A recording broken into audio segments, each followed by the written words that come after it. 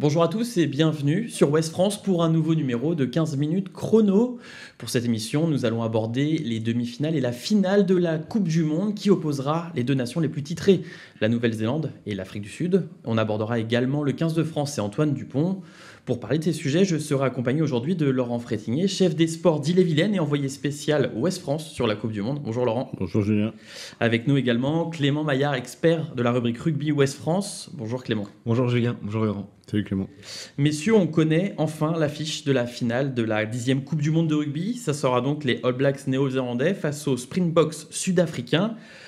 Pour en arriver là, les deux équipes n'ont pas vécu le même genre de demi-finale. Vendredi, la Nouvelle-Zélande a facilement dominé l'Argentine 44-6. Laurent, vous y étiez, il n'y a pas eu de suspense. Déjà l'affiche, quelle surprise. Après les quarts de finale, la série B marseillaise et les deux sommets du rugby de Paris, il n'y a pas trop de surprises, même si le quart de finale a été accroché entre les Anglais et les Box. Pour revenir au premier de vendredi, alors c'est sûr, les All Blacks ont déroulé. Et ils ont montré déjà qu'eux montent en puissance sérieusement et ils ont vraiment retrouvé leur éclat et leur flamboyance dans le jeu, la vitesse, la fluidité, les passes dans le bon timing. Et en face, les Pumas ont été débordés. Ils ont résisté un petit peu, même quand ils ont résisté un petit peu, à un moment, on a cru, ils sont venus à 6-12. 12-6, c'était Argentine, Nouvelle-Zélande.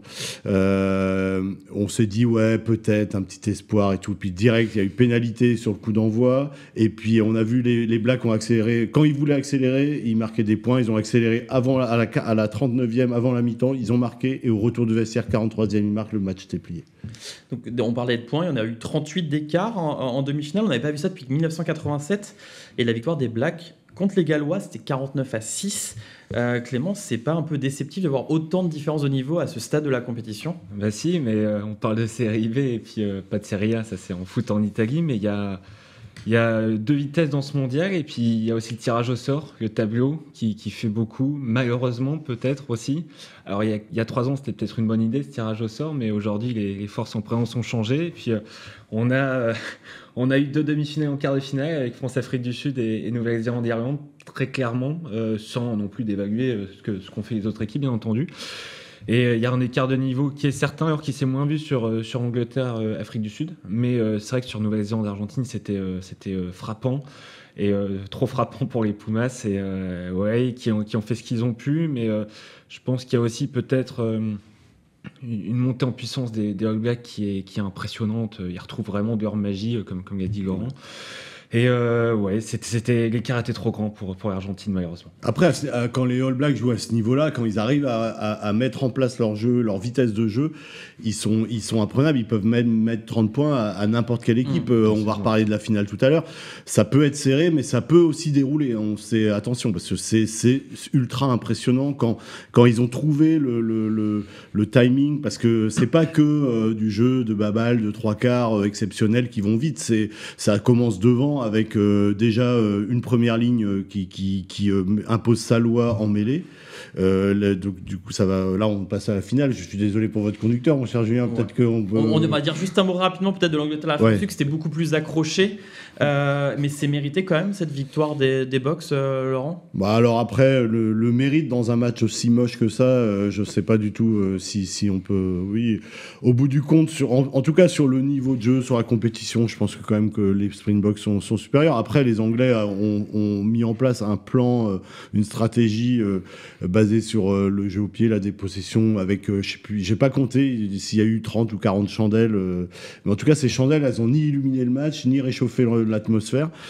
Alors, ils ont appliqué leur plan, hein. Les Anglais, c'est comme ça. Ils s'en fichent que ça soit beau ou moche, tant que ça gagne. Ça a failli gagner. Les Box s'en sont sortis avec leur banc, même si c'était qu'un banc à 5-3. Ils ont toujours un truc dans la manche. C'est ça qui est assez incroyable quand même avec cette équipe. Donc, pour ça, pour leur coup stratégique, pour quelques joueurs aussi que j'aime beaucoup dans cette équipe, je suis quand même plutôt satisfait, même si à la fin on se disait pourquoi pas est-ce qu'on le cœur, on savait plus pour qui le cœur balançait, quoi. Justement, on va encore dire un mot, on en a parlé quasiment toute la Coupe du Monde, Clément. Le 15 de la Rose, c'est une belle Coupe du Monde. Il reste le match de la 3e place à jouer contre l'Argentine. Oui, d'ailleurs, ça va être un remake de leur premier match de poule, leur victoire 27-10. Sur l'Angleterre, ils ont su aussi faire, ou en tout cas être bons, là où la France n'avait pas été bon sur les ballons, tout ça. C'est mis en place par Boswick, c'est propre, appliqué, c'est sobre, c'est pas du grand n'importe quoi, sans dire que les Bleus ont fait n'importe quoi.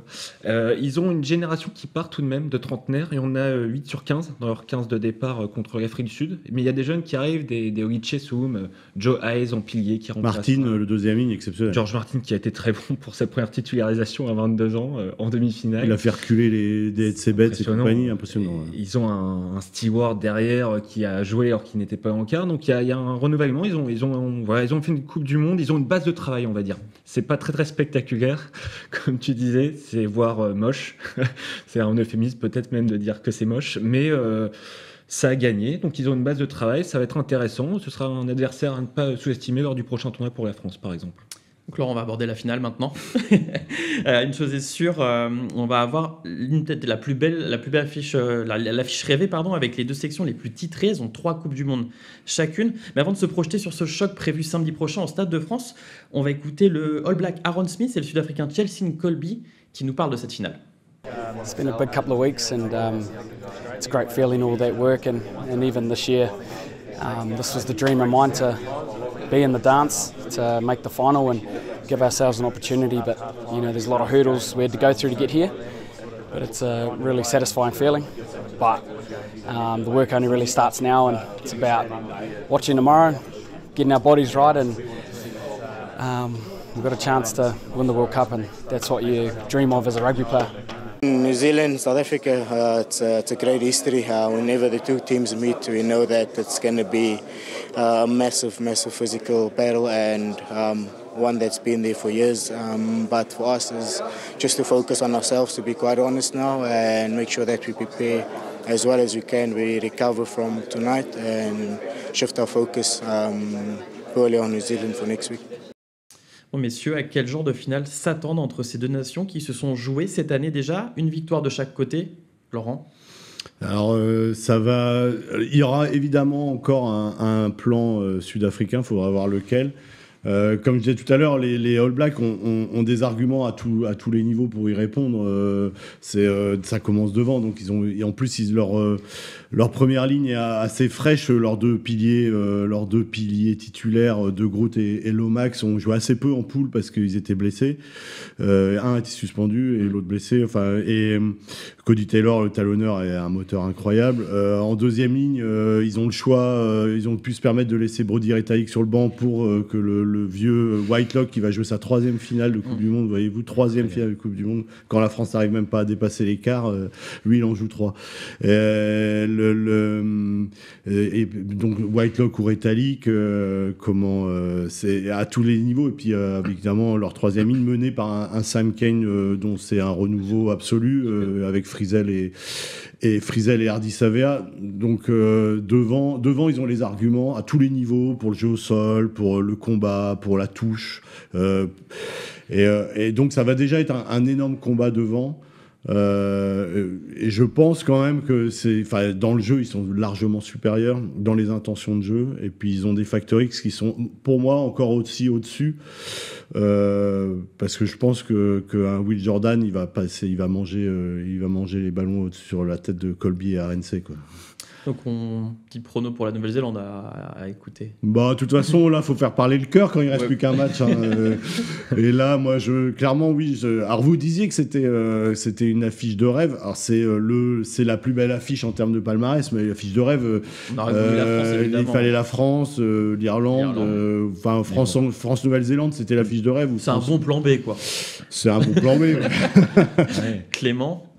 Sur les niveaux, ce qui est impressionnant, c'est qu'effectivement, je pense, donc sillage des avants, il y aura un début de match brutal. Chaque équipe, lors de sa victoire cet été en test match et puis dans le Rugby Championship, avait démarré très fort pour agresser l'adversaire. Et puis la clé, autour de la 3e ligne néo-zélandaise, par exemple, sera peut-être le tempo, la rapidité. Donc rapidité contre ralentissement ou faux rythme sud-africain. Sur les sorties de balle de ruck à moins de 3 secondes, donc les sorties de balles de ruck rapides, les Africains du Sud sont à 38% en demi-finale et les Néo-Zélandais à 50%. Ça joue plus vite. Du côté de c'est hors jeu, bien entendu, voilà, dans cette idée d'attaque, de créativité qui est retrouvée. Ce sera une des clés du match. Et puis il y a la troisième ligne contre la troisième ligne. De toute façon, il y a des duels partout. Mais pour un prono. Ouais, le prono, moi, je l'attends. Hein. C'est ça, je sais. J'allais dire, c'est encore du 50-50. J'ai du mal à me prononcer sincèrement. Ça va être 50-50. 55-45 voilà. quand même. Je pense que les All Blacks sont un petit peu favoris.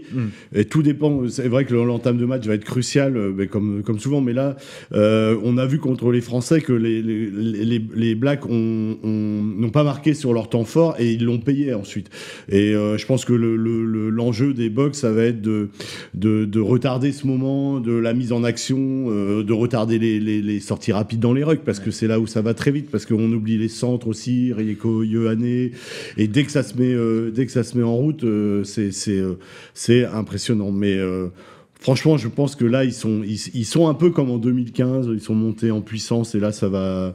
En plus, ils ont trouvé un truc exceptionnel, c'est que Munga qui avait du mal à trouver sa place dans cette équipe en 10 où il a tout le temps l'ombre de Beauden Barrett qui a quand même à dépasser les 100 matchs avec un ratio de victoire hallucinant. C'est un joueur, on parle pas beaucoup parce que il est tout le temps au top. Et alors là, il avait baissé un petit peu, mais ce joueur, il est exceptionnel.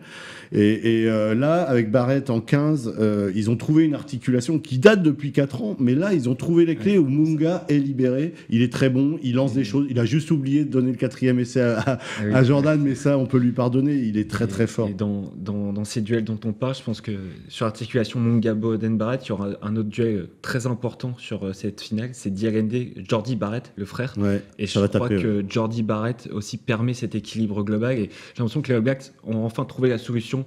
Les piliers aussi qui sont jeunes, entre guillemets. La troisième ligne, Frizzell qui vient se rajouter depuis un an ou deux.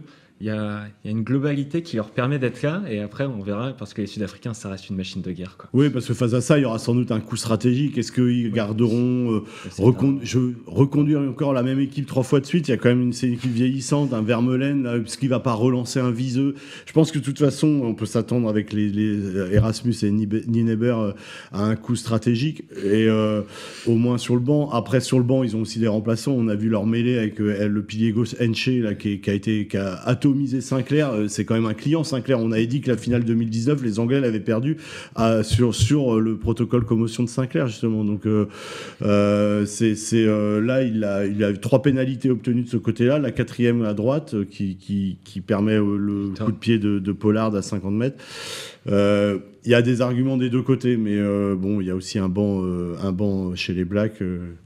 Bon, voilà, ça va. En tout cas, j'espère que ça va s'ouvrir un peu, que ça sera pas le match de 22 samedi au Stade de France, que ça sera au moins une très belle finale, quoi. Ce serait cette Coupe du Monde le mérite, parce qu'elle a pris un petit peu une claque il y a 15 jours, donc il y a 10 jours, donc voilà.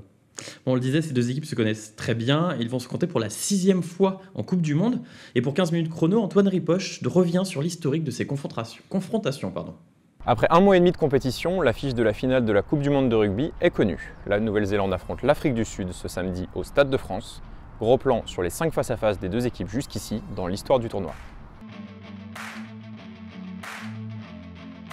En 1995, les Springboks se hissent en finale à domicile pour leur première participation. Face aux All Blacks du mythique John Alomu, les Sudaf créent la surprise et arrachent une prolongation dans un Ellis Park en fusion à Johannesburg. Les Néo-Zélandais, gênés par une intoxication alimentaire 2 jours avant le match, plient définitivement à la 93e minute sur un drop de Joel Stransky, auteur des 15 points de son équipe. Score final 15-12, l'Afrique du Sud est championne du monde, 4 ans après l'abolition de l'apartheid. Battus par le 15 de France dans une demi-finale légendaire, les Blacks retrouvent les Boks à l'occasion de la petite finale du Mondial 1999. L'ailier Brayton Paulse inscrit en solitaire le seul essai de la victoire 22-18 de l'Afrique du Sud au Millennium Stadium de Cardiff. Pour la première fois en 4 éditions, les Néo-Zélandais sont absents du podium. Les All Blacks se vengent finalement 4 ans plus tard, en 2003. Eux qui s'étaient montrés incapables d'inscrire le moindre essai à Cardiff infligent le même affront aux Boks qui ne dépasseront pas les 9 points. Cette victoire 29-9 est la 7e d'une série record de 8 succès consécutifs dans le duel pour les Blacks, qui buteront en demi sur le pays hôte, l'Australie. Il faut attendre 12 ans et l'édition 2015 en Angleterre pour voir les deux formations se retrouver en Coupe du Monde. Après avoir écrasé les Bleus en quart, Les Néo-Zélandais sont menés à la pause à Twickenham, victimes de 4 coups de pied de l'ouvreur des box, André Pollard. En début de deuxième période, un drop splendide de Dan Carter relance les All Blacks avant un essai en coin de Beauden Barrett. Les Néo-Z s'imposeront finalement de 2 points, 20-18, avant de s'emparer d'un 3e titre mondial en finale contre l'Australie. La 5e et dernière confrontation des Box et des Blacks avant la finale de samedi est la seule à s'être tenue en phase de groupe en 2019. Mais elle n'est pas si anecdotique que ça. En s'inclinant 23-13 à Yokohama, l'Afrique du Sud a terminé en 2e position du groupe B et a ainsi bénéficié d'un tableau sans doute plus favorable avec le Japon, pays hôte en quart, puis le Pays de Galles en demi-finale. Les Box remporteront leur 3e titre aux dépens de l'Angleterre en finale, laissant les All Blacks se contenter de la médaille de bronze. Au total, les Blacks mènent donc 3 victoires à 2 dans le face-à-face et n'ont plus perdu face aux Box en Coupe du Monde depuis 1999. Pour terminer cette émission, messieurs, on va parler d'Antoine Dupont, éliminé du mondial en quart de finale avec le 15 de France. Le capitaine des Bleus viserait les Jeux Olympiques de Paris plutôt que le tournoi destination en 2024. Vous êtes d'accord avec ce choix, Laurent ? Bah alors après c'est une rumeur, c'est un souhait de la ministre, ce serait un peu comme le parallèle, le pendant rugby de Mbappé au JO foot. Alors Mbappé il s'est exprimé clairement là-dessus, Dupont un peu moins. On sait que finalement le Stade Toulousain serait pas opposé. Faudrait voir ce qu'en pense le 15 de France, le staff du 15 de France, enfin le sélectionneur surtout, parce qu'il louperait quand même une partie du tournoi. Il louperait pas tout le tournoi visiblement. En fait, ce qu'il faut, c'est qu'il soit sélectionné avec France 7 et qu'il fasse au moins à lui faire ses preuves, parce que tout Antoine Dupont qu'il est, le rugby à 7 reste quand même un sport assez, ça reste du rugby, mais c'est complètement différent, avec des spécificités particulières en attaque, physiquement aussi. Et en défense. Alors après, je pense que Dupont a le talent, le physique pour aller faire des différences au milieu. Puis l'envie après. Oui, il faut qu'il ait l'envie. Alors après, il faut aussi que le Stade Toulousain puisse payer le salaire, qu'il y ait des accords avec la Fédé. Mais il faut qu'il aille faire des épreuves sur le circuit mondial, aille faire ses preuves pour être sélectionné, voire pas prendre la place de quelqu'un qui fait du 7 toute l'année pendant 4 ans, qui se prépare pour les Jeux, et tout Dupont qu'il est, lui, aille prendre sa place pour juste faire pour le marketing de Paris 2024. Ça serait insupportable. S'il gagne sa place sur le terrain, ce serait sympa, effectivement. Ça aurait de la gueule. Oui, c'est vrai que sur le plan tête de gondole d'équipe de France de rugby à 7, ce serait pas mal. Après, l'équipe de France de rugby à 7 est plutôt correcte en niveau, sans être parmi les meilleurs comme les Néo-Zélandais et les Fidjiens. Ce serait une idée intéressante, mais bon, il y a 2 étapes pour s'entraîner, entre guillemets, pendant le tournoi. Donc à voir s'il ferait le tournoi. C'est aussi pour l'équipe de France un futur objectif, quelques mois après Coupe du Monde. Je pense qu'ils auront envie de gagner le tournoi déjà de 1, de faire le Grand Chelem peut-être de 2. Voilà, bon, ça permettrait peut-être à d'autres joueurs d'arriver en équipe de France. C'est une idée intéressante. Bon, en tout cas, on suivra le feuilleton Dupont au JO tout au long de l'année sur Ouest France. On a le temps jusqu'à cet été. C'est terminé pour cette émission. Merci Laurent, merci Clément d'avoir participé à ce nouveau numéro de 15 minutes chrono. On va vous retrouver tous les deux jusqu'à ce week-end pour la finale de la Coupe du Monde de rugby sur Ouest France. Et nous, on se donne rendez-vous lundi prochain pour un dernier numéro de 15 minutes chrono.